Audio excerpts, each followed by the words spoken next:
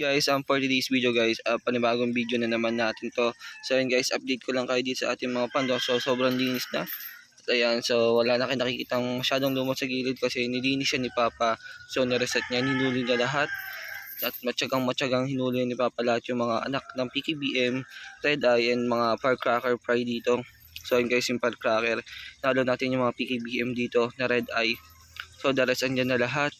And then ayun nga mga kako, may bago tayong experiment dito. So nakikita niyo yung cheetah na napakadami, di ba? Tapos may lemonade ninja tayo, siguro nasa 10 pieces na lang. Ngayon ginawa ko, kumuha tayo ng dalawang male na maganda. Ayan. So ipapakita ko sa inyo isang male, ayan. Ayan, ayun yung isang male natin.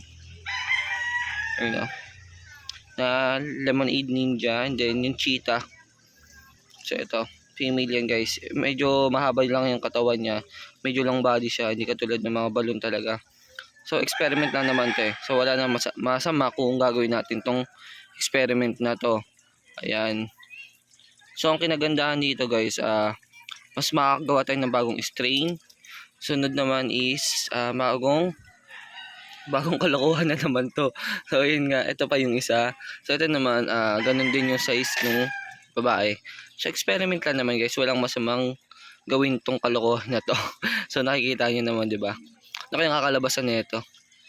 Sana maging blue tail siya. So ito guys, ang ganda nito eh. Pag may liwanag siya, nag-blue tail to eh. Tulad niyan, no. Yan, lemonade ninja, lyre tail. Mga male yan guys, sana makasundot sila. Ayan oh. Ito yung pinakamagandang male ko. Yan. So pitikan natin siya. Ganda. 'Di ba? And then ayun nga mga ka-Aquager, check update na dito. Kasi sa Red Dragon ko may mga kal na. May mga kal na guys. Ayan ko, di ko alam kung nasaan sila eh. Pero may ribbon tayo eh. Ribbon na Red Dragon. So nagtataka ba't nagkaroon ng kal. Tulad nito may nahalong cheetah dito. Ayan o. Kabisado natin yan guys eh. Yan. May cheetah fry. Balik natin siya sa pesto niya. So yun guys, ang dami dito. Usually ano na to eh, mga maangas to na ano yan. Red Dragon. Ayun yung kal na siya sabi ko guys oh. Para na siya naging ano, dito pidoit sa kulay niya. Yun guys, napakaliksi niya. So di natin siya mahuli. So tsatsagay natin siyang huliin ngayon. At ibubukod na. Kasi pangit guys pag andito lang siya. Ayun na. Nuli natin siya. Magpahuli ka na. So ayaw pa rin guys magpahuli. Yun. Nahuli na natin siya guys. Ngayon lalagay natin siya dito. Lagay muna natin siya dyan. Kasi baka ayun nga dumami pa yung chops dito. So ayun guys. Ang daming fry dyan ng cheetah sa gilid. So usually guys lahat ng fry ko gumigilid sila. Yan, so na-stress kasi sila pag nanguhuli ako ng mga isda. Yan, kailangan nilang gumilid kasi masyado ko sila nahihilo. Yun nga yung isang problema ko pag nanguhuli ako ng mga pambenta ko. So dito naman guys, ang daming kal ng ating ayun, mga PKBM. So ito yung mga ano, actually kakaroon talaga tayo ng kal sa mga ganito. Kasi red, ayun, katulad niya, no, pusyaw na kulay. Automatic kal na yan guys. Ayan, dami talaga. Ayan guys, nakita niyo yung mga pula-pula na yun. Ayun yung live foods na sinasabi ko sa inyo. Tubipex worm live foods para mabilis mawomba itong mga isda at ayan, mabenta nga mga ka-Aquager. Ayun yung isa kong sinasabi sa inyo. So meron pa isang kal. Huli ka naman guys. Ayun na, dalawa na sila. So ayun nga, kailangan natin sila bombahin ng tubi para mabilis lumaki. Usually guys, yung mga nandito, weeks pa lang to eh. Pero grabe ang lalaki, no? Kitang kita mo na sila. Weeks pa lang yan mga ka-Aquager.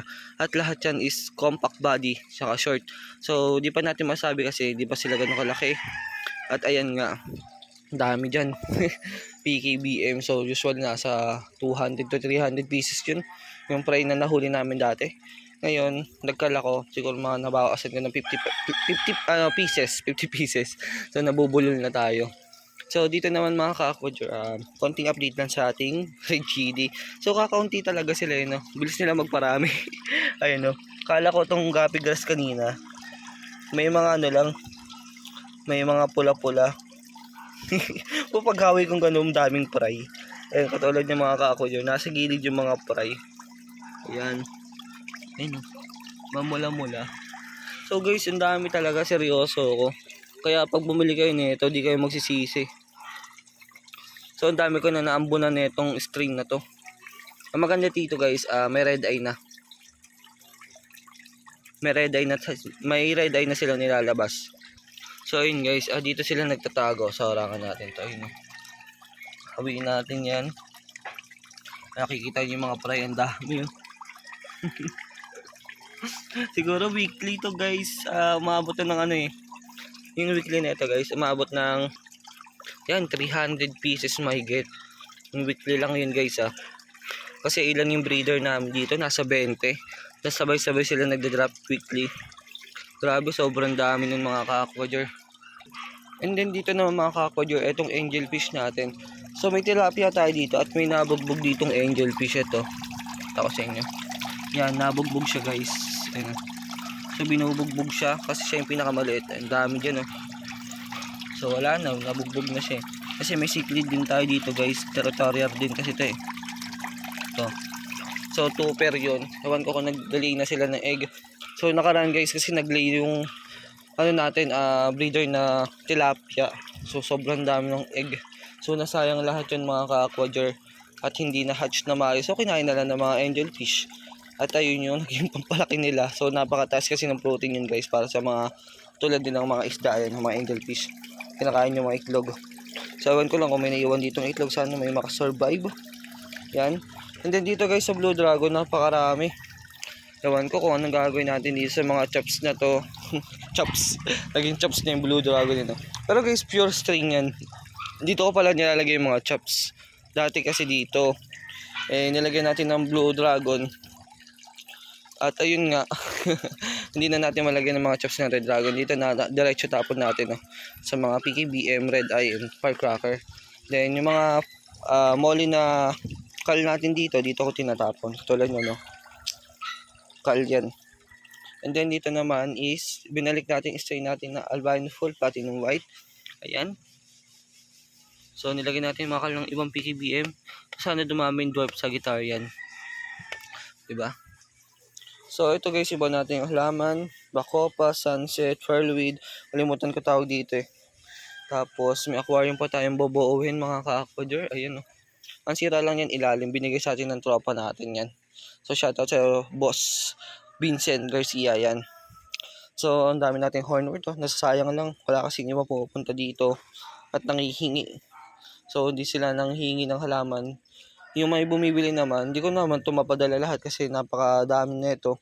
So sa mga gusto guys, pumunta dito ng Upper Antipolo, kunin nyo na itong nasa batsyang to. Dakotin nyo na yan, sobrang dami yan. Yan. And then, ayun nga. At gawin na natin, lagay na natin sa aquarium yon sa 2.5 gallon. So i-update ko kayo pag nanganak na sila. At tingnan natin kung anong result yan. Hindi natin masabi kung mape-perfect ba natin yan or hindi.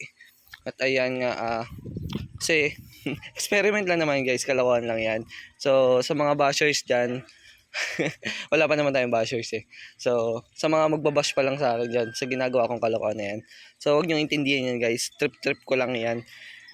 So yun lang mga ka-aquadur, happy fish keeping sa everyone. So peace out.